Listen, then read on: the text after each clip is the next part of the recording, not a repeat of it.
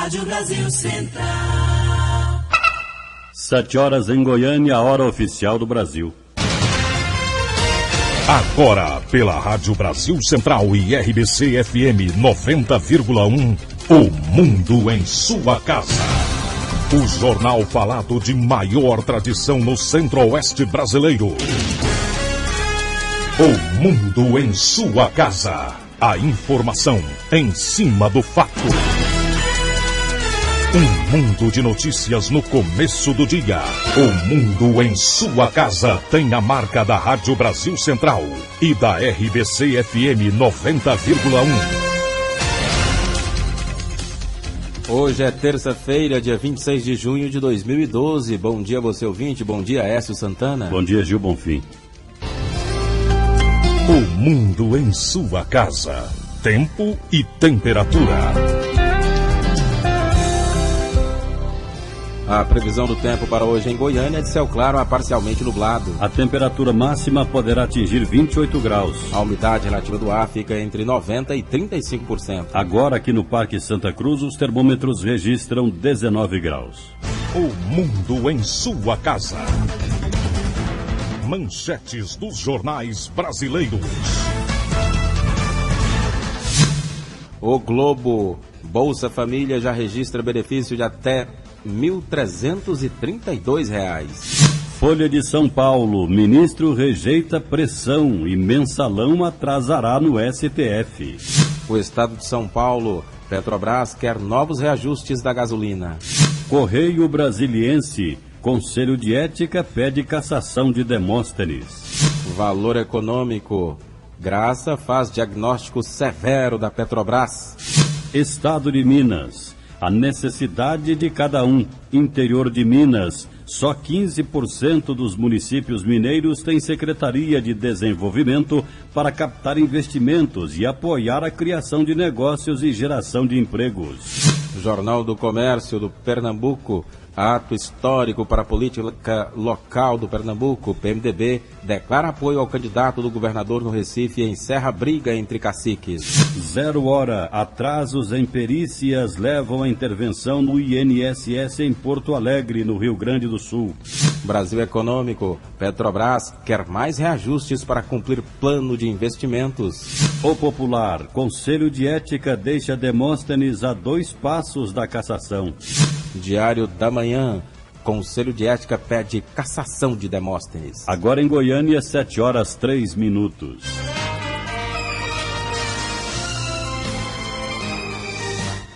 O governador Marconi Perillo cumpre a agenda oficial hoje em Trindade, Goiânia e Cidade de Goiás. Os compromissos começam dentro de instantes, às 8 horas, no Centro de Apoio ao Romeiro. Ainda em Trindade, o governador vai entregar 2.500 cartões aos alunos do Bolsa Futuro. A agenda vai continuar às 2 da tarde aqui em Goiânia, com cerimônia para assinatura de protocolo de intenções entre o governo de Goiás e a empresa Photon Loval Bromax, no 10º andar do Palácio Pedro Ludovico Teixeira. Depois o governador vai prestigiar a posse do juiz Orloff Neves Rocha no cargo de desembargador. Mais tarde, o chefe do Executivo Estadual seguirá para a cidade de Goiás, onde vai anunciar o repasse de recursos ao Hospital São Pedro da Alcântara às 6 da tarde. Em seguida, o governador participa da abertura oficial do 14º FICA no Palácio Conde dos Arcos. 7h04. O deputado Fábio Souza foi escolhido como pré-candidato do PSDB para a Prefeitura de Goiânia. O nome dele foi aprovado em reunião entre os líderes do partido, como explica Paulo de Jesus, presidente do Diretório Regional do PSDB. O PSDB já definiu. O candidato do PSDB é o Fábio de Souza. Fábio de Souza é o candidato do PSDB porque o João Campos acabou de mostrar para nós, né, a sua decisão de não se candidatar. Então, o Fábio de Souza é o nosso representante, o Jovair é o representante do PTB, o Sandy Júnior, representante do PP, e, com exceção do Armando Virgílio e o Francisco Vale Júnior, que os dois vão participar da discussão, porque eles não chegaram no consenso dentro do PSD. Então, eles vão fazer essa discussão, foi definido, o governador pediu a união da base, para, se possível, a candidatura só. É aquilo que eu sempre dizia, que para se ganhar, a união é o melhor caminho. Não se ganha dividindo. Então essa é a tese nossa, a tese do PSDB, e nós vamos continuar mantendo e nós vamos discutir. A convenção do PSDB, que vai homologar o nome do deputado Fábio Souza, vai acontecer no sábado, na Assembleia Legislativa. Faltam menos de 10 dias para encerrar o prazo para registro de candidaturas para as eleições municipais deste ano.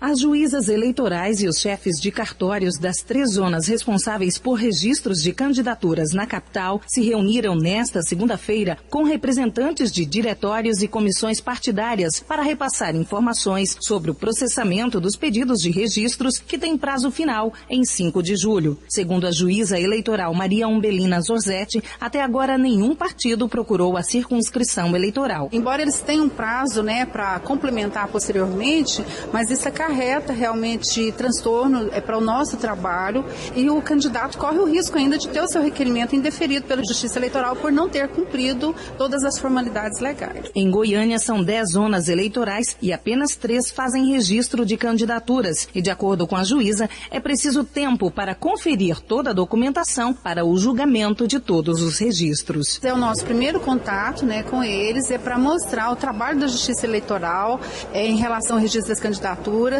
para sensibilizá-los a não deixar para a última hora, para não criar tumultos e para que eles se organizem para trazer toda a documentação na forma exigida pela legislação, junto dos pedidos, dos requerimentos, para que a gente possa cumprir o prazo estabelecido para o julgamento de todos os registros. Partidos e coligações que não apresentarem o mínimo de 30% de diferença entre candidatos homens e candidatas mulheres podem ter o registro de candidatura impugnado. Márcia Alves para o Sistema Brasil Central de Rádio. 7-7. CPI da Assembleia Legislativa convocou para hoje 4 depoimentos. Hoje, às 9 da manhã, a CPI da Assembleia Legislativa, que investiga o envolvimento de autoridades com a contravenção e possíveis irregularidades na Delta e na Gerplan, volta a se reunir e espera dar continuidade à coleta de depoimentos. Foram convocadas mais 4 pessoas: o ex-vereador Vladimir Garcês, o major da Polícia Militar Uziel Nunes, o empresário Walter Paulo Santiago e o coronel PM Júlio César Mota. O relator da comissão, o deputado Thales Barreto, do PTB, sugere a quebra de sigilo dos depoentes. Não adianta, nós tivemos uma experiência no primeiro depoente aqui, do primeiro inquirido, que realmente, se você não tiver mais informações em mãos para a gente podermos fazer as perguntas e fazer a contradição entre as perguntas e o material que nós temos, nós vamos chegar, ninguém sabe nada, ninguém conhece nada, ninguém viu nada, ninguém sabe nada. Nós temos que tomar uma linha diferente, essa visão que eu estou tendo. Nós temos que buscar de uma forma incisiva resultados. Nós não podemos criar resultados que já estão dentro da Operação Monte Carlo. Nós temos que apresentar ao Ministério Público Estadual, ao Ministério Público Federal, algo diferente, e o caminho maior que nós temos em relação ao contraventor é a empresa Delta. Então nós vamos estar buscando isso. E as pessoas da empresa Delta que nós estamos direcionando, com certeza nós temos que buscar materiais para que nós possamos fazer as perguntas e termos resultados positivos. Se vai ser quebra de sigilo telefônico, bancário ou qualquer outra situação, nós estamos fazendo uma avaliação com fundamento de cima da operação para nós abrirmos esse espaço e sermos mais incisivos nas nossas perguntas nas próximas pessoas que vão vir aqui para a CPI aqui na Assembleia. Na reunião de hoje também serão votados requerimentos para que sejam convocados o ex-diretor-geral do DENIT, Luiz Antônio Pagô, e o ex-superintendente do DENIT em Goiás e no Distrito Federal, Alfredo Neto. Libório Santos, Sistema Brasil Central de Rádio. Agora 7-9. O mundo em sua casa. Política Nacional. O Conselho de Ética do Senado aprovou nesta segunda-feira, por unanimidade, relatório que pede a cassação do mandato do senador Demóstenes Torres pelo elo com o bicheiro Carlinhos Cachoeira. Para se efetivar a perda de mandato, ainda precisa passar por análise da Comissão de Constituição e Justiça e depois ser votada no plenário da Casa, onde o voto é secreto. A maioria dos integrantes do Conselho seguiu o entendimento do relator Humberto Costa, para quem Demóstenes quebrou o decoro e usou o mandato parlamentar para tentar beneficiar o contraventor preso no fim de fevereiro na Operação Monte Carlo da Polícia Federal. Gravações da Polícia Federal mostraram Cachoeira e Demóstenes conversando sobre votações. O senador chegou a ganhar um celular habilitado nos Estados Unidos para conversar com o bicheiro. No parecer, Costa recomendou a cassação em parecer de 79 páginas, lido em aproximadamente 3 horas. Na sessão, o advogado Antônio Carlos de Almeida Castro, Cacai, disse que Demóstenes foi alvo de um massacre e de vazamento criminoso das gravações da Polícia Federal que apontaram uma ligação entre o parlamentar e um contraventor. Agora 7-10. O ministro Ricardo Lewandowski respondeu nesta segunda-feira a um ofício do presidente do Supremo Tribunal Federal, Aires Brito, que cobrou rapidez no processo do mensalão. Lewandowski é o revisor do caso e precisa concluir trabalhos para que o julgamento comece na data marcada. O início do julgamento dos 38 réus do mensalão está marcado para o dia 1º de agosto. Mas para cumprir esta data, o processo teria que ser liberado pelo ministro Ricardo Lewandowski. Ele está revisando o relatório feito pelo ministro Joaquim Barbosa. O revisor pode confirmar, completar ou fazer correções no trabalho do relator. De acordo com o regimento do Supremo, é preciso contar uma série de prazos depois da liberação do processo pelo revisor. Primeiro, 48 horas para publicar a liberação no Diário de Justiça. Depois, mais 48 horas para a publicação da pauta de julgamento. Os prazos seriam cumpridos até esta sexta-feira, dia 29, antes do recesso do Judiciário, no mês de julho. A data do julgamento foi marcada pelos ministros do Supremo há quase 20 dias. Lewandowski não estava presente e não gostou da decisão dos colegas. Nos bastidores, ele considera que o cronograma lhe foi enfiado goela abaixo. Lewandowski reafirma que vai entregar a revisão até o fim desta semana. Ex-presidente do Paraguai monta governo paralelo. Fernando Lugo reuniu os velhos ministros, disse que irá fiscalizar o novo governo e prometeu lutar para reassumir o poder. Os países da Unasul e do Mercosul decidiram suspender o Paraguai como punição pelo impeachment do presidente. 7h12 agora em Goiânia. O mundo em sua casa.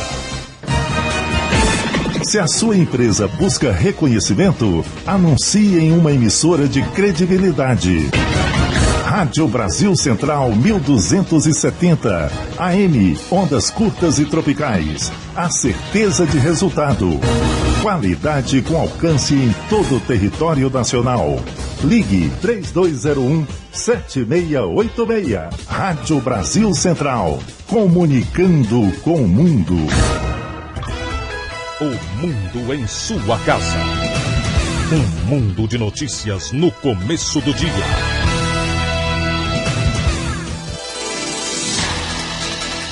O governo do estado lança logo mais às 8 horas do Palácio das Esmeraldas edital para a contratação de projetos de pesquisa sobre o uso de drogas ilícitas e do álcool em Goiás. O objetivo é apoiar financeiramente a produção de conhecimento científico para a definição das políticas de enfrentamento às drogas no valor de R$2 milhões do Tesouro Estadual. Tecnologia já ajuda na prisão de homens que tentavam furtar casa em Goiânia. O dono de uma casa na Avenida Toronto, no residencial Moinho dos Ventos, em Goiânia, flagrou por meio do celular o momento em que 2 homens invadiram sua residência e tentavam levar pertences. Ao perceber a tentativa de crime, o homem chamou a polícia, que prendeu os invasores. O tenente do 7º Batalhão, Jean Cascalho, fala sobre a prisão dos acusados. A casa é monitorada. Quando eles entraram, o alarme acionou no celular do proprietário. Ele viu, pelas filmagens lá, que estava sendo invadida a casa. Aí ele fez contato no 190, informou o endereço. Quando a equipe chegou lá, os 2 que estavam lá dentro estavam saindo com os produtos que tinham sido furtados. Aí no que eles foram saindo, os policiais deram voz de prisão para eles e trouxeram eles para a delegacia. E um deles informou que na casa dele tinha uma arma, uma pistola 9mm. Foi lá, foi recolhida essa arma e está sendo todos apresentados aqui no 11º DP. De acordo com o tenente do 7º Batalhão, Jean Cascalho, Alexandre Assunção e Nivaldo Gomes da Silva Júnior foram presos em flagrante pelo crime de tentativa de furto. O Alexandre aí tem mais de 3 mandados de prisão em aberto no nome dele. O outro não, o outro é reformado. A polícia identificou que os 2 suspeitos iriam transportar os produtos do furto em um carro que havia sido roubado na cidade de Jardim no mês passado. Agora são 7h15. Um pastor de 32 anos foi preso em Anápolis. Ele é suspeito de abusar sexualmente de 8 adolescentes no interior de São Paulo.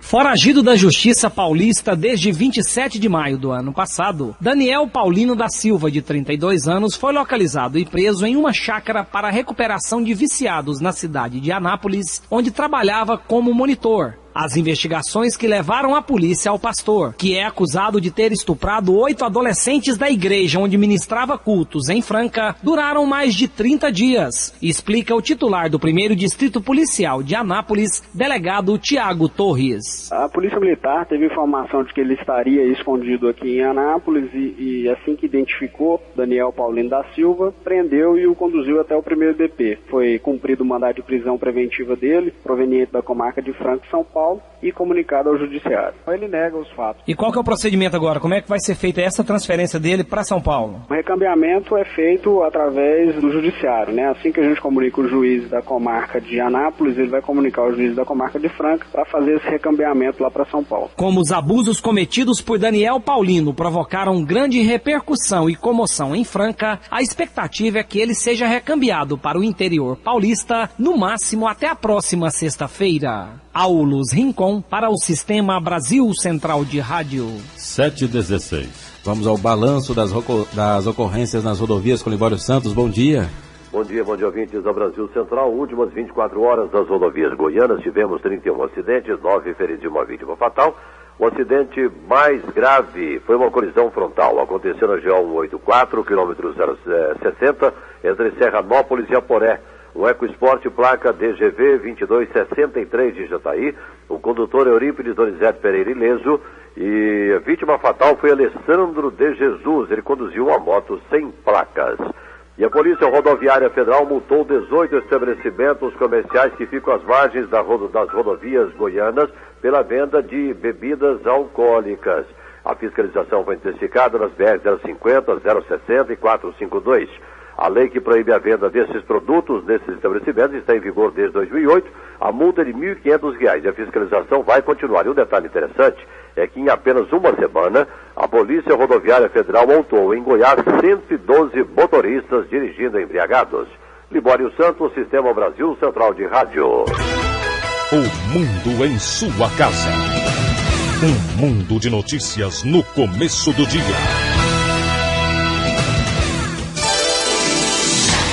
A polícia apresentou em Itumbiara, no sul de Goiás, um foragido que é suspeito de matar e esquartejar um amigo de infância no dia 11 de julho do ano passado, em Cachoeira Dourada, município que fica a 238 quilômetros de Goiânia. Na época, ele fugiu ao ser flagrado 5 dias depois, no momento em que transportava o corpo dentro de um carro, juntamente com o comparsa apontado como coautor do homicídio. Polícia Rodoviária Federal autuou 18 estabelecimentos que vendiam bebida alcoólica às margens de rodovias federais que passam por Goiás. 18 estabelecimentos comerciais foram autuados por venderem bebida alcoólica às margens das BR 050, 060 e 452. O chefe da comunicação da Polícia Rodoviária Federal, inspetor Newton Moraes, fala sobre os resultados da operação. Todos esses estabelecimentos citados e que estiverem em desacordo com a legislação foram autuados. Primeiro, porque neles não trata com clareza aquilo que a lei exige, a colocação de placas informativas e cartazes informativos a respeito de que naquela localidade não pode ser comercializado bebidas alcoólicas. Além dessa informação da placa, lá dentro do interior do estabelecimento também não venderem. O chefe da comunicação da Polícia Rodoviária Federal, inspetor Newton Moraes, informa as penalidades para quem vende bebidas alcoólicas às margens das rodovias federais. Existem duas multas, uma de R$300 e outra de R$1.500. O estabelecimento é autuado. Se ele reincidir nessa infração dentro de 12 meses, ele é multado novamente. E a repetição, a polícia pode solicitar o DENIT para que aquele estabelecimento tenha a sua entrada, o seu acesso fechado pelo próprio DENIT. Agora em Goiânia, 7h19. A Justiça pediu o afastamento de um servidor da Prefeitura de Valparaíso que estaria envolvido em um esquema de corrupção na cidade. Segundo informações do Ministério Público, 3 fiscais tributários denunciaram o superintendente da Secretaria de Fiscalização e Tributação do município que, em troca de propina, eliminava as dívidas que algumas empresas tinham com a prefeitura. A Justiça determinou o afastamento do servidor e também a proibição de transferência dos fiscais que realizaram a denúncia. A Prefeitura de Valparaíso informou que vai tomar as providências cabíveis ao caso. Agora são 7h20. Corpo de Bombeiros em Goiânia antecipa a programação do Dia Nacional do Bombeiro com evento na Praça do Bandeirante. A Semana dos Bombeiros em Goiás começou com uma exposição que chamou a atenção de quem passou pelo local. Na Praça do Bandeirantes, roupas, equipamentos e viaturas que os bombeiros usam em diversas atividades de salvamento. Um trabalho que desperta a curiosidade de crianças e adultos. Matheus Luiz, de 11 anos, fez questão de ver de perto e ouvir dos profissionais como é o dia a dia do bombeiro. Que é muito interessante saber sobre os bombeiros. Dá vontade de ser bombeiro? Dá. A dona de casa, Dagmar Nogueira Silva, também ficou encantada com tantos equipamentos usados para salvar vidas e elogiou a profissão do bombeiro. Tudo, porque tudo que a gente precisar dele está pronto para servir. Foi justamente para informar a população e tirar dúvidas que os bombeiros passaram o dia todo no centro da capital. O aspirante a oficial José Carlos Fávaro Júnior explicou a importância dessa aproximação com as pessoas. A nossa corporação há muito tempo deixou de apenas apagar fogo. Hoje nosso raio de atuação é enorme, vai combate a incêndio, resgate pré-hospitalar, salvamento, resgate de animais, ações preventivas, vistorias em edificações, análise de projetos. Além das informações sobre o trabalho da corporação, a população teve acesso gratuito para aferir pressão e receber dicas sobre segurança. Uma série de eventos será realizada em Goiânia em vários pontos. Yara Galvão para o Sistema Brasil Central de Rádio. Agora em Goiânia, 7h22. O Ministério Público quer a retirada de invasores do residencial JK, que fica na saída para Inhumas. A promotora de justiça Alice de Almeida Freire fala do acordo após a reunião desta segunda-feira. Ficou acordado, sobretudo, um apoio do governo municipal por seus diversos órgãos para resolver a situação do residencial JK. A partir de então, o doutor Reinaldo Barreto, que é o procurador-geral do município, assumiu nessa reunião um compromisso em fazer uma articulação entre os diversos órgãos envolvidos para encontrar de forma mais ágil uma solução para o JK. Já o procurador-geral do município de Goiânia, Reinaldo Barreto, ressalta um fato que agrava a situação. A área é uma área privada, é uma área particular. Estamos acompanhando de uma tentativa judicial dos proprietários da área de uma reintegração de posse. Se isso ocorrer, isso já tem mais um ângulo, que é a questão do judicial. A questão judiciária, a questão do Estado, que também vai ter que intervir no sentido de desocupação da área. Simultaneamente a isso, a Prefeitura tem tido uma preocupação muito grande de deixar claro que nós temos um cadastro já há algum tempo feito, reporta em torno de 80 mil pessoas inscritas, de pessoas que têm necessidade de habitação. Reinaldo Barreto diz ainda que as pessoas que têm cadastro prévio para moradias serão beneficiadas pela ordem de inscrição. Wilton Vieira para o Sistema Brasil Central de Rádio. 7h23. O cantor Tiago acredita que o primo dele, parceiro de dupla Pedro Leonardo, deve receber alta já no próximo mês de julho. Ele vai ficar em São Paulo por enquanto para não ter que ficar viajando toda hora, mas a previsão é que no próximo mês tenha alta. Pedro está internado no Hospital Sírio-Libanês em São Paulo desde o dia 26 de abril. Ele sofreu um acidente de carro na madrugada do dia 20 de abril, quando voltava de Uberlândia, onde fez um show na noite anterior. Coordenação do supletivo está preocupada com o número de inscrições de última hora. O prazo termina amanhã. Até às 3 horas da tarde de ontem, o supletivo recebeu 14 mil inscrições, a maioria para Goiânia, Anápolis e Aparecida, entre as 17 cidades onde serão realizadas as provas. O prazo terminará à meia-noite da próxima quarta-feira, dia 27. E como as inscrições são feitas exclusivamente pela internet, no site www.supletivo.go.gov.br, a coordenadora do exame, Cássia Miguel, vê com preocupação o fato de muitos candidatos deixarem para a última hora. Carrega o sistema, por isso fica muito mais lento, às vezes dá problema de erro na página, na hora de abrir o site. Então, é claro que acarreta muito mais prejuízo para o próprio candidato. A orientação é que todos fizessem ao longo do mês, né? Porque é um mês de prazo para se fazer essa inscrição. Que agora, a partir de hoje, que as pessoas entrem em horários alternados, não só no horário comercial. A partir do dia 14 de julho, os candidatos ao certificado de conclusão do ensino fundamental e do ensino médio devem acessar de volta o site www.supletivo.go.gov.br para confirmar a inscrição e o local das provas, nos dias 18 e 19 de agosto, numa das 17 cidades polo. Avisa Cássia Miguel. Jânio Rodrigues para o Sistema Brasil Central de Rádio. 7h25. Após 5 dias do sorteio, um dos 2 ganhadores do concurso 1.399 da Mega Sena retirou o prêmio nesta segunda-feira. Ele fez a aposta em uma lotérica no centro de Jaraguá, a 118 quilômetros de Goiânia, e dividiu a bolada de R$38 milhões com um outro apostador do Paraná. A assessoria de imprensa da Caixa Econômica Federal informou que, por questão de segurança, o novo milionário goiano preferiu não se identificar e também não quis divulgar a agência bancária onde ele retirou o dinheiro. Caso o goiano opte por aplicar os R$19 milhões na poupança, terá um rendimento de aproximadamente R$100 mil mensalmente, calcula a Caixa Econômica Federal. Termina no próximo dia 30 o prazo para que beneficiários do programa Bolsa Família realizem a atualização das informações de saúde.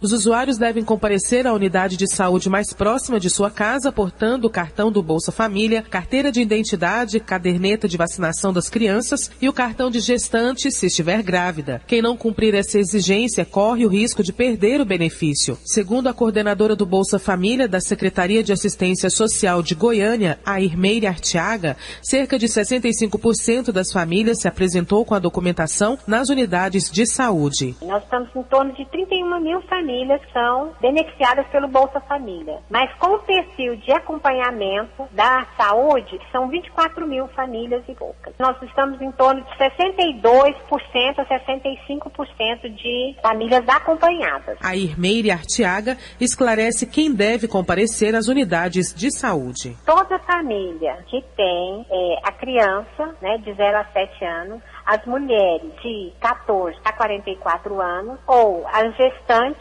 têm que estar tendo o acompanhamento da saúde. Lembrando que o prazo final para o acompanhamento de saúde é dia 30 de junho, no próximo sábado. Débora Orcida para o Sistema Brasil Central de Rádio. Agora são 7h28. Hospital de Urgências da região sudoeste de Goiás, sediado em Santa Helena, vai completar 1 ano de funcionamento na próxima segunda-feira, dia 2. Em 1 ano de funcionamento, o Hospital de Urgência da região sudoeste realizou 140 mil procedimentos. Especializado em ortopedia, cirurgia geral, neurocirurgia e traumatologia, a unidade é considerada de referência na região, composta por 28 cidades, mas atende também pacientes de outros estados, conforme explica o diretor-geral do Hospital de Urgência do Sudoeste, Reginaldo Bife. Nós trabalhamos como apoio à rede da urgência e emergência aqui no estado, principalmente na região sudoeste. Eventualmente, as pessoas que estejam transitando aqui pela região e sofram algum acidente, porque nós estamos aqui num eixo bastante central, Minas, Mato Grosso, eventualmente nós recebemos também, mas sempre referenciados pelo SAMU. O hospital possui 122 leitos, sendo 89 deles de internação. De acordo com o diretor Reginaldo Bife, o principal desafio é atuar também na prevenção, pois os atendimentos a acidentados respondem por mais de 90% dos procedimentos. Nossos desafios, eles estão principalmente voltados à questão da prevenção, porque mais de 90% dos nossos atendimentos são focados no trauma, são provenientes dos acidentes de trânsito. Então nós estamos também desenvolvendo ações para melhorar e prevenir esses acidentes, melhorando os nossos índices. O hospital é gerido através de parceria público-privada pela Organização Pro Saúde, Associação Beneficente de Assistência Social e Hospitalar. Gil Bonfim para o Sistema Brasil Central de Rádio. 7h29. Sindicato dos Taxistas apresenta reivindicações à Secretaria de Segurança Pública. Durante o encontro que aconteceu na sala do secretário de Segurança Pública de Goiás, João Furtado, os taxistas apresentaram suas queixas e sugestões. O chefe da comunicação da Polícia Militar, Tenente Coronel Anésio Barbosa, fala sobre os resultados da reunião. O presidente da Associação dos Taxistas e também vários representantes da classe que representam segmentos ali, especialmente dos radiotáxis. Então foi uma reunião muito produtiva em que foram apresentadas pelo sindicato, pelos taxistas, algumas reivindicações. De acordo com o chefe da comunicação da Polícia Militar, Tenente Coronel Anésio Barbosa, uma nova reunião acontece às 4 da tarde de hoje, no auditório da Secretaria de Segurança Pública, na Avenida Anhanguera. Onde estaremos montando, em conjunto com a classe dos taxistas, estratégias de ação para redução, então, dos riscos inerentes a essa atividade que eles desenvolvem, que é uma atividade de risco. Dentro das nossas estratégias de trabalho, estarão sendo traçadas, então, ali as ações imediatas e ações de médio e longo prazo também. No fim de semana, um taxista de 41 anos foi assassinado em Goianira após atender supostos clientes. 3 pessoas suspeitas do crime foram presas. Patrícia Almeida para o Sistema Brasil Central de Rádio. Agora em Goiânia são 7h31. Goiás participa de debate sobre segurança pública em Belo Horizonte. Presidentes de Comissão de Segurança Pública de Assembleias Legislativas de todos os estados brasileiros estão participando de uma reunião em Belo Horizonte. O deputado Major Araújo do PRB, que preside a Comissão da Assembleia Legislativa de Goiás, também participa do evento. Ele defende a unificação dos trabalhos feitos nos estados numa política nacional de segurança pública. Os problemas de violência são comuns, especialmente nos grandes centros. Os estados todos sofrem com o problema da violência. Nós queremos inserir as Assembleias Legislativas nessa discussão nacional. Queremos levar a nossa participação ali, elaborar um documento ali das assembleias e até o Ministério da Justiça, o Congresso Nacional, inserir de qualquer forma os estados através das assembleias legislativas, o Parlamento Estadual nessa discussão da violência. É um problema que será resolvido com política nacional. Todos os estados sofrem com arrombamento de caixa eletrônico, com homicídios, com roubos generalizados. Nas grandes metrópoles o povo está com medo de sair nas ruas, que o problema das drogas, nós não temos como criar uma ilha de segurança. Não adianta um estado querer combater a violência só dentro do seu estado, porque nós dependemos um do outro. Libório Santos, Sistema Brasil Central de Rádio. 7h32. Resolução 356 do CONTRAN estabelece novas regras para motofretistas. A partir de 4 de agosto, transportar botijões de gás acima de 13 quilos e galões com água com mais de 20 litros na garupa de motocicletas vai ser considerado infração grave. A multa vai ser de R$ 127,69, além de 5 pontos na carteira do motociclista. O presidente do Sindicato dos Mototáxis e Motofretes de Goiás, Wilton Lopes Arruda, fala sobre as novas regras do CONTRAN. Todo motofretista tem que passar por um curso de direção defensiva, que é de 30 horas. Ele terá que colocar um baú dentro da medida do CONTRAN, que tem no Código Brasileiro de Trânsito, e também tem que ter algum colete refletivo para ele estar trabalhando de motofretista. E todos os motofretistas do estado de Goiás e do Brasil, né? Terá que fazer todos esses cursos e ter esses equipamentos e se cadastrar junto à AMT. De acordo com o presidente do Sindicato dos Mototáxis e Motofretes de Goiás, Wilton Lopes Arruda, para atender às novas regras do CONTRAN, o motofretista vai ter que desembolsar em média R$ 300. Ele afirma que as mudanças vão beneficiar a categoria. O mototaxista, o motofretista, ele tendo uma qualificação melhor, fica mais fácil para poder trabalhar, prestando serviço para as outras empresas, com o uniforme, o colete, vai ter um identificador, que vai ser o número da autorização dele na moto e no capacete, vai ser mais viável para os profissionais que querem trabalhar certo. O CONTRAN também mudou o nome da categoria dos motoboys, que passam a ser chamados de motofretistas. Patrícia Almeida para o Sistema Brasil Central de Rádio. Agora em Goiânia, 7h34. Documento final da Rio+20 dá atenção especial para o bioma cerrado. Quem afirma o saldo positivo do Rio+20 para Goiás é a secretária interina da Secretaria de Meio Ambiente e Recursos Hídricos, Jaqueline Vieira. Com todas as discussões sobre desenvolvimento sustentável e principalmente com atenção e preocupação voltada para o bioma cerrado, a secretária acredita que será mais fácil conseguir investimentos para as questões ambientais e até mesmo para implementar políticas públicas.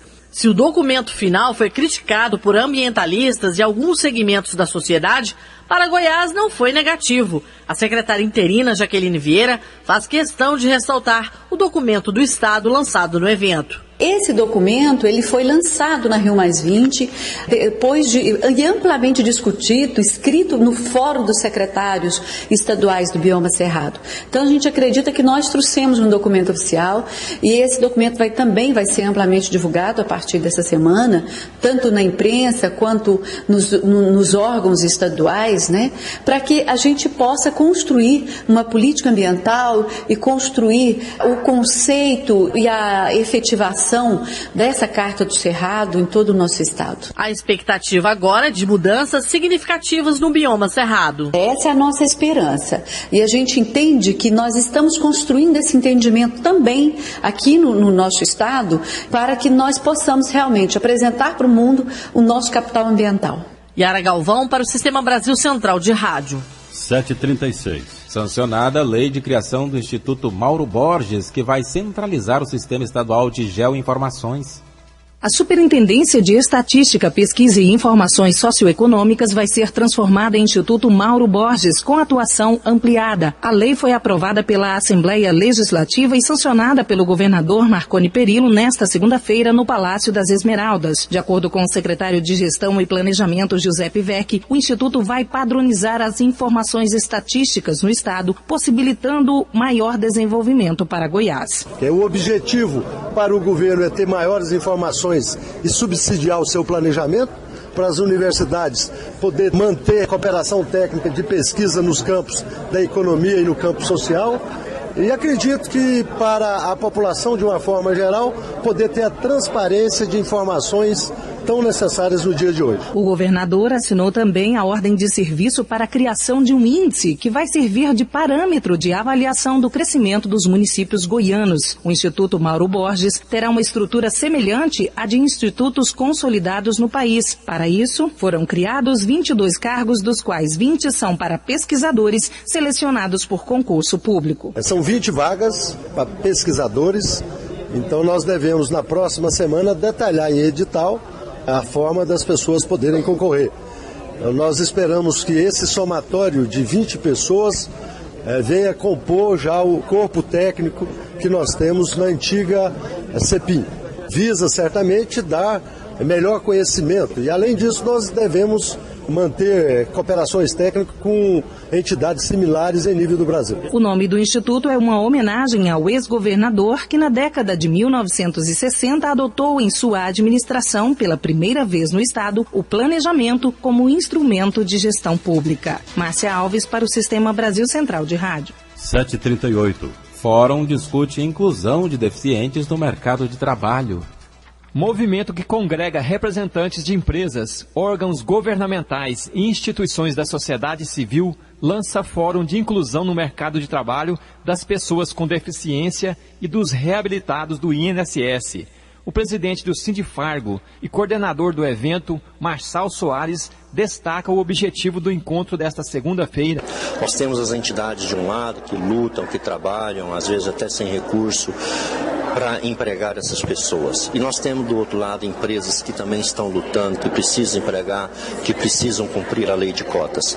Só que esses esforços, esses trabalhos, eles estão desagregados. O Fim de Poder, que é o Fórum da Inclusão e Empregabilidade da Pessoa com Deficiência, ele pretende exatamente agregar, colocar no mesmo lugar, conversar e harmonizar esses trabalhos com o objetivo da inclusão social da pessoa com deficiência através do emprego.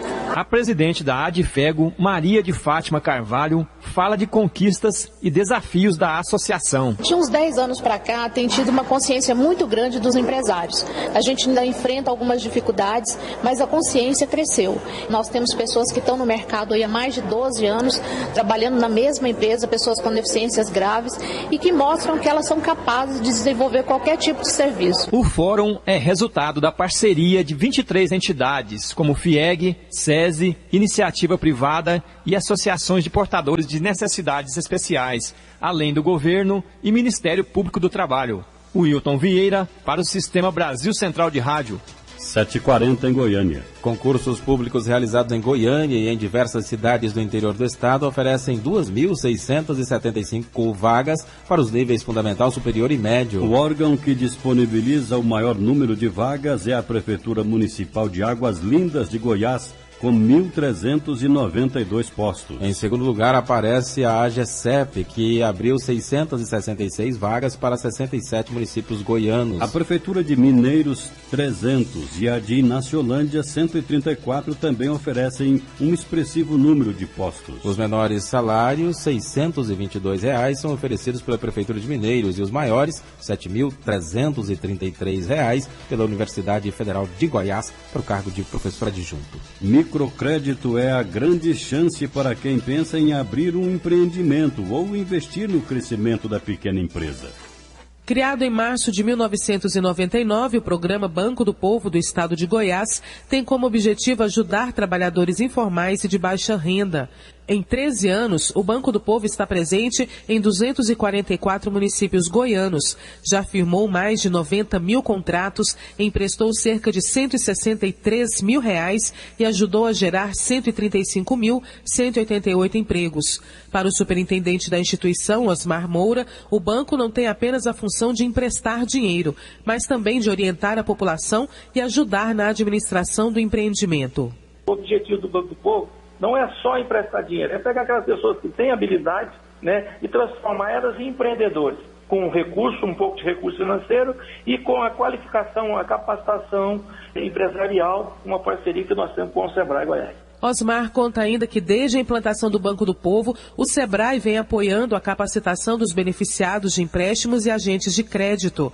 Reforçando essa parceria, o Banco do Povo estará presente na Feira do Empreendedor, que o Sebrae realiza a partir da próxima quinta-feira no Centro de Convenções de Goiânia, oferecendo informações para toda a população. Para ter mais informações, procure uma das 244 agências do banco espalhadas nos municípios ou ligue para 3201-7897. Débora Orcida para o Sistema Brasil Central de Rádio. Agora 7h42. A seguir, as notícias do esporte com José Calazans. O mundo em sua casa. Quando alguém confunde coma e morte encefálica, na hora de autorizar a doação de um órgão, uma pessoa pode perder para sempre o lugar na fila de transplantes. O transplante só acontece em casos de morte encefálica e só depois de atestada por 2 médicos. Já no coma, como a recuperação é possível, não existe doação. Seja o herói da vida de alguém. Doe órgãos. Comunique essa decisão à sua família. Secretaria de Estado da Saúde. Governo de Goiás. O mundo em sua casa.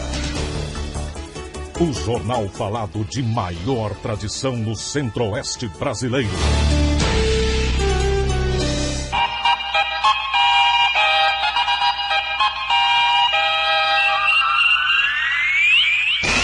O mundo em sua casa. Esporte. Bom dia. Dirigentes dos clubes da Série C estão se articulando para formalizarem a posição de não entrar em campo contra o 13, caso o time consiga ter cumprido uma liminar na Justiça Comum a seu favor e entre na competição deste ano. Além de confirmar a posição contrária ao ingresso do clube paraibano, a quem responsabilizam pelo atraso na competição, os dirigentes ainda pretendem debater uma fórmula para ajustar o calendário e ver junto à CBF a possibilidade de receber uma compensação financeira. Os dirigentes também estão de olho no Superior Tribunal de Justiça Desportiva, que vai definir ainda esta semana a data do julgamento de 13 Brasil de Pelotas, denunciados por manterem ações na Justiça Comum para conseguirem vagas na Série C. Em meio a tudo isso, o 13 reafirma que segue aguardando o cumprimento da liminar a seu favor por parte da CBF. O clube quer que o Rio Branco seja tirado da disputa. E a última notícia que vem de Campina Grande, a capital da Borborema, lá na Paraíba, é a declaração do presidente do clube 13ano, de que há um complô contra a sua equipe. Interessante. Em 20 clubes, 22 no caso do Brasil de Pelotas, que também tem uma liminar na Justiça Comum, são 2 contra os outros 19, será que só eles têm razão? E o Vila Nova vive a expectativa de jogar já no final de semana pelo Brasileiro.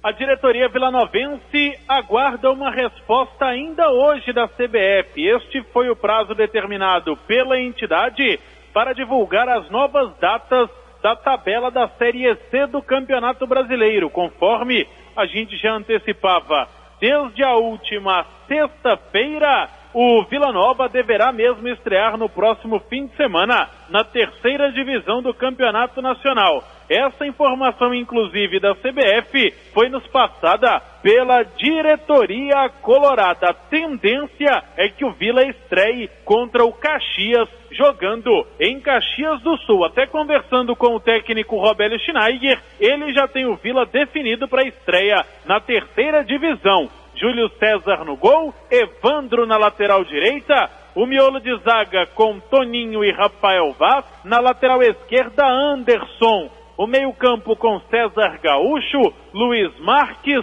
Rafael Carioca e Preto, no ataque Marion e Pedro Júnior. Agora é aguardar para ver se de fato irá começar no próximo fim de semana a Série C do Campeonato Brasileiro.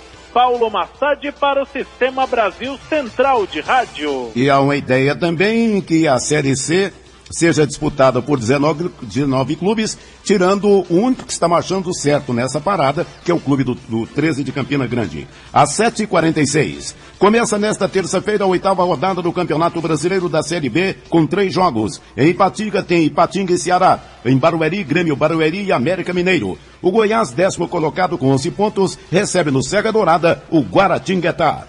O Goiás enfrenta o Guaratinguetá nesta terça-feira pela sequência da Série B do Campeonato Brasileiro. O time tenta a 4ª vitória seguida em casa na competição. Se vencer, pela primeira vez o Goiás estará até o complemento da rodada no final de semana na faixa de classificação para a Série A, na 4ª posição da Série B do Campeonato Brasileiro. O técnico Anderson Moreira faz 2 alterações, uma já bem clara, que todos sabiam que ele teria que fazer para esse jogo. E Arney volta a ser titular, saindo Júnior Viçosa. Outra alteração devido à queda de rendimento nos últimos jogos, e especialmente no último jogo contra o Vitória, o lateral esquerdo Egídio está fora para se condicionar melhor fisicamente, para ganhar um tempo, e Bruno Colasso será o titular da lateral esquerda. Anderson Moreira completa nesta terça-feira 50 jogos no comando técnico do Goiás, com 29 vitórias até agora em 49 jogos, 29 vitórias, 10 empates e 10 derrotas, um aproveitamento de 66%. Os ingressos custam R$20 a arquibancada e 40 a cadeira. A bola rola às 9 no Serra Dourada. Goiás tentando manter os 100% de aproveitamento em casa na Série B do Brasileiro. Vinícius Silva para o Sistema Brasil Central de Rádio. O Guaratinguetá, adversário do Goiás esta noite, pode ter até 3 estreias. O zagueiro Igor, o volante Jair e o atacante João Paulo podem ser as novidades. Apesar da grande possibilidade de todos jogarem, o técnico Pintado não confirma. Com as dúvidas, o time para jogar contra o Goiás deve ser Saulo, Leandro, Bádio ou Igor, Marquinhos e Renato Peixe, Jonathan, Júlio César, Jairo ou Danilo Gomes, Elenilson, João Paulo, Leandrinho e Queninha. Apita Goiás e Guaratinguetá às 9 da noite no Serra Dourada, Antônio Neuro e Cláudio do Acre. 7h48. O Corinthians já está em Buenos Aires. A delegação desembarcou sem festa nesta segunda e recebida apenas pela imprensa e alguns curiosos. Os jogadores farão reconhecimento no gramado da La Bombonera na noite de hoje. A primeira partida da final da Libertadores entre Corinthians e Boca Juniors será realizada nesta quarta-feira às 9h50 da noite, horário de Brasília. O principal jogador do time argentino deve deixar o Boca logo após a Libertadores. O meia Riquelme recebeu proposta milionária do Shanghai Shenhua, clube chinês, que recentemente tirou Didier Drogba do Chelsea da Inglaterra, e a tendência é que ele se aposente na Ásia. O presidente do Boca, Daniel Angelitti, já admitiu publicamente a possibilidade de negociar Riquelme, que tem 34 anos e foi poupado dos treinamentos de ontem, mas hoje participa normalmente das atividades e enfrenta o Corinthians na quarta. Atlético começa a pensar no Flamengo, seu próximo adversário na Série A. Os jogadores do Atlético se reapresentam ao técnico Hélio dos Anjos daqui a pouco no CCT do setor Urias Magalhães. A ressaca da derrota diante do Fluminense no domingo 4-1. O Atlético, que não venceu ainda no Campeonato Brasileiro e pior, vem de 4 derrotas seguidas. O próximo adversário será o Flamengo, domingo às 6h30 da noite no Engenhão. O técnico Hélio dos Anjos poderá contar com jogadores importantes, como o volante Fernando Bob e também o volante Pituca. Já o atacante Ricardo Bueno ficará pelo menos 10 dias fora, já que sentiu uma contusão muscular. Felipe Quem deve ser o seu substituto? Eric Maravilha, para o Sistema Brasil Central de Rádio. Às 7h50 do esporte é o que há. Obrigado, José Calazans. O mundo em sua casa. O transporte clandestino é crime que dá cadeia, apreensão do veículo e multa. Para quem usa, a pena tem sido ainda mais pesada, a morte. Os veículos usados no transporte clandestino são irregulares. Além de velhos e não vistoriados, muitas vezes o condutor não possui habilitação. O risco de sofrer um acidente e morrer no caminho é muito maior do que você imagina. Denuncie 0800 704 3200, Agência Goiana de Regulação e Governo de Goiás. O mundo em sua casa tem a marca da Rádio Brasil Central e da RBC FM 90,1.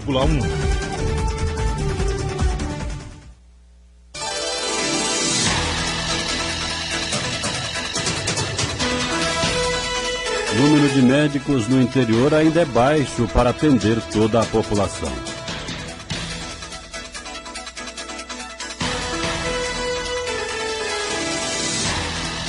Em Goiás, há quase 2 médicos para cada grupo de 1.000 habitantes. São cerca de 10 mil profissionais. O problema é que mais da metade atua na capital. Os números são de uma pesquisa do Conselho Federal de Medicina sobre a demografia médica no Brasil. De acordo com Salomão Rodrigues, presidente do Conselho Regional de Medicina, essa alta concentração dos profissionais nos grandes centros urbanos leva a população do interior a procurar nas capitais até atendimento básico de saúde. Eles estão se dirigindo para o atendimento básico, não mais apenas para o atendimento de maior complexidade. É claro que nós não vamos colocar um neurocirurgião em todos os municípios goianos, mas nós teríamos que ter neurocirurgiões nas cidades polo. Se você pega uma região, por exemplo, no sudoeste goiano aí, você teria que ter em Mineiros, em Jataí, em Rio Verde, até nessas 3 cidades, caberia em cada uma delas um neurocirurgião. De acordo com o médico Salomão Rodrigues, a abertura de mais de 2.400 vagas em cursos de medicina no país até 2020, previstas pelo governo federal, não é solução para o problema. Segundo o presidente do CRM, é preciso haver políticas de interiorização dos serviços de saúde.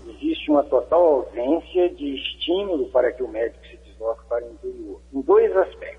Primeiro, das condições técnicas básicas para o exercício da profissão médica. A falta de equipamentos, a falta de estrutura, de amparo técnico e básico para que o médico exerça a sua profissão. E, na outra frente, é uma ausência de uma política salarial. Seria necessário que, em lugar de aumentar vagas em faculdades, que esses médicos tivessem um estímulo para se interiorizar. No Brasil, há cerca de 375 mil médicos. A pesquisa do Conselho Federal de Medicina revelou ainda que um morador da capital de qualquer estado do Sul e Sudeste conta com 4 vezes mais médicos que um habitante de qualquer outra região do país. Gil Bonfim, para o Sistema Brasil Central de Rádio. Agora em Goiânia são 7h53. Nova cirurgia de redução de estômago vira febre nos consultórios brasileiros. Uma cirurgia para obesos que já existe há vários anos no Canadá e Estados Unidos virou febre no Brasil e hoje faz sucesso entre pacientes e médicos. Chamado de OSLIV, o novo método, segundo o gastrocirurgião Leonardo Porto Seba, tem vantagens sobre as demais cirurgias. Mas somente o médico é quem deve dar a palavra final sobre qual o melhor procedimento a ser adotado. Uma cirurgia que retira parte do estômago, uma parte muito responsável pelo hormônio grelina, que é um dos grandes responsáveis pelo apetite. Então, as pessoas vão ingerir menos, vão ter menos apetite e, como consequência disso, vão perder peso. E a grande vantagem dessa cirurgia em relação às outras é que o paciente não vai ter deficiência de vitaminas, de cálcio, de ferro. Ela vai ter uma alimentação normal, em menor quantidade e, consequentemente, o intuito disso é a perda de peso. Cirurgias, de um modo geral, elas são indicadas para quem tem obesidade mórbida. Agora, o que nós temos visto nos consultórios e a nível do mundo inteiro é que essa cirurgia, a gastrectomia vertical, vem sido procurada pelas pessoas que são obesas, já fizeram inúmeros tratamentos, não conseguem perder peso, existe um fator genético forte para mantê-las obesas ou para ganhar mais peso, mesmo que essas pessoas ainda não tenham obesidade mórbida, mas tenham um histórico de obesidade, um histórico de doenças associadas, essas pessoas podem se beneficiar com a cirurgia do sleeve. A nova cirurgia é recomendada principalmente para jovens e idosos, pelo fato fato de ser menos agressiva, tanto no procedimento quanto na recuperação. Aulus Rincon, para o Sistema Brasil Central de Rádio. E o número de obesos no país continua crescendo. Para saber se você está com peso acima do ideal, divida seu peso pela altura ao quadrado. Se o índice for maior que 25, sim, você tem problema com a balança. Se serve como consolo, você não está sozinho. No Brasil, são 63 milhões de adultos obesos. De acordo com o gastrocirurgião Leonardo Portuceba, o problema pode ser considerado uma epidemia. Ela é uma epidemia, porque, de fato, ela já tem atingido aí milhões de pessoas. Infelizmente, ela não é tratada como tal, né? Porque, de fato, hoje o melhor tratamento ainda consiste nos meios de comunicação, em campanhas para conscientizar os pais, conscientizar a população das formas saudáveis de alimentação e dar condições para que a pessoa consiga seguir isso. O maior problema da obesidade são as doenças que são desencadeadas por ela, como diabetes, depressão, problemas respiratórios, estomacais e cardíacos. Paulo Henrique Santos, para o Sistema Brasil Central de Rádio. Agora são 7h56. Encerram-se amanhã inscrições ao vestibular da PUC Goiás. O vestibular social oferece vagas em 21 cursos. A maioria é para licenciaturas, que formam professores nas diversas áreas do conhecimento. Os aprovados garantem bolsa no valor de 50% das mensalidades até o final do curso, conforme explica o coordenador de admissão discente da PUC Goiás, professor Alexandre Ribeiro. Qualquer candidato pode prestar o vestibular social, porém só terá direito à bolsa aqueles que comprovarem renda familiar de até 6 salários mínimos. Os outros que não comprovarem, eles continuam tendo direito à vaga, porém perdem direito à bolsa. As inscrições devem ser feitas pela internet no site www.pucgoias.edu.br. As provas serão realizadas em 30 de junho. Gil Bonfim para o Sistema Brasil Central de Rádio. 7h57.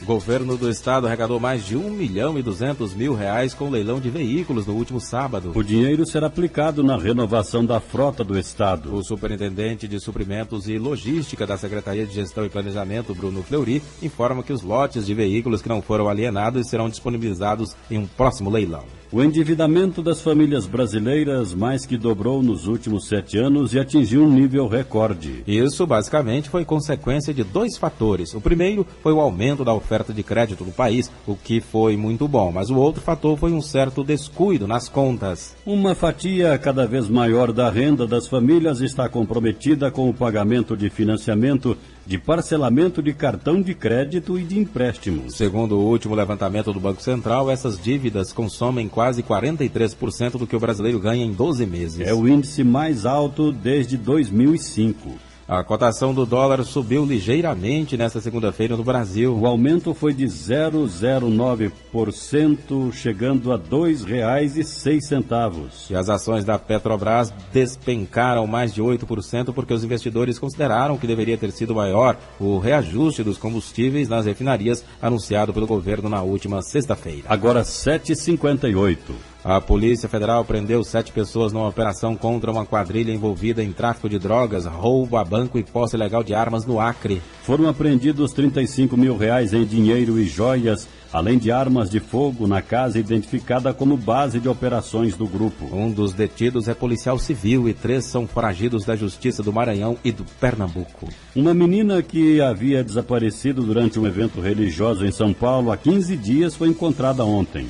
Brenda Gabriela, de 4 anos, desapareceu no dia 10 de junho durante um evento numa igreja na região central de São Paulo. A mãe, a diarista Geisa, que tem outros 4 filhos, parou de trabalhar e passou esse tempo todo procurando a criança. Nesta segunda, a menina foi reconhecida pelo funcionário de uma lanchonete. A criança chegou no colo de um homem que pediu comida. O funcionário da loja, o repositor Alex de Carvalho, de 18 anos, por coincidência, mora na mesma rua da família de Brenda. Ele contou que tentou segurar o homem e chamou a polícia. O homem que levava Brenda no colo conseguiu fugir e é procurado pela polícia. Chega a 13 o número de mortes provocadas pela gripe A no Paraná, segundo a Secretaria Estadual de Saúde. Somente em junho foram registrados 11 óbitos. Ao todo, 180 casos foram confirmados este ano. Em 2011, apenas 2 pessoas foram diagnosticadas com a gripe A. Em Santa Catarina, 28 pessoas morreram por causa da doença. Pontualmente, 8 horas em Goiânia. Termina aqui mais uma edição de O Mundo em Sua Casa, que teve a apresentação Apresentação de Écio Santana e Gil Bonfim. Redação e edição Adam Mendes, Antônio Correia, Marcelo Cabral e Wendel Franco. Direção de estúdio Luzeni Gomes. Chefes de reportagens Ione Chagas e Almir Costa. Operação de áudio Otair José. Central técnica Frederico Pita e Thaís Oliveira. Gerência do Sistema de Rádio Suede Barbosa. Direção de Tele e Rádio Difusão Abadia Lima. O Mundo em Sua Casa volta amanhã às 7 da manhã. Obrigado pela sua atenção e até lá. Bom dia, Écio. Bom dia, Gil.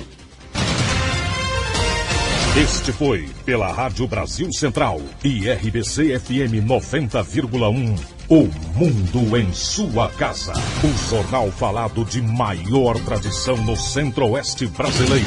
O Mundo em Sua Casa. A informação em cima do fato. Um mundo de notícias no começo do dia. O Mundo em Sua Casa voltará sempre com a marca da Rádio Brasil Central e da RBC FM 90,1.